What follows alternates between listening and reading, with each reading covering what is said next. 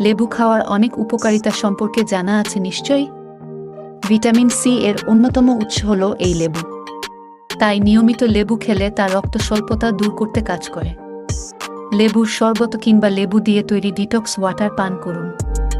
এতে সুস্থ ও সতেজ থাকা সহজ হবে। বেরি জাতীয় ফল। বেরি জাতীয় ফলে থাকে প্রচুর অ্যান্টিঅক্সিডেন্ট, আয়রন, ভিটামিন সি। এই উপাদানগুলো হিমোগ্লোবিনের ঘাটতি কমাতে কাজ করে।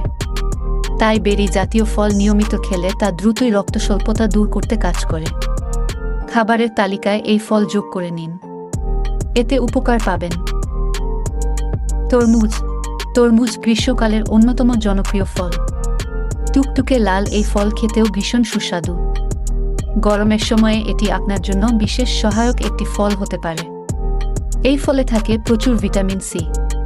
তাই নিয়মিত তরমুজ খেলেও রক্ত স্বল্পতা দূর হয়।